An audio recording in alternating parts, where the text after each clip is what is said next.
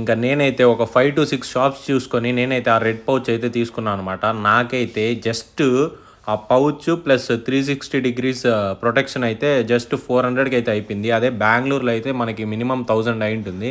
ఇంకా దాని తర్వాత మనకైతే ఆకలేసేసిందనమాట. ఇంకా ఇక్కడేదో చిన్న బండి పెట్టుకొని అమ్ముతా అన్నాడు. వెజ్ గ్రిల్ శాండ్విచ్ అయితే ఆర్డర్ ఇచ్చేసా అనమాట.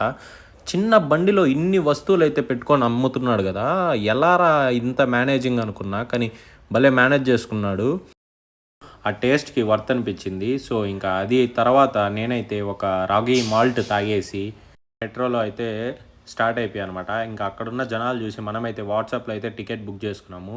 జస్ట్ 2 సెకండ్స్‌లో అయిపోయింది పనైతే. ఇంక మన మెట్రో అయితే వచ్చేసింది.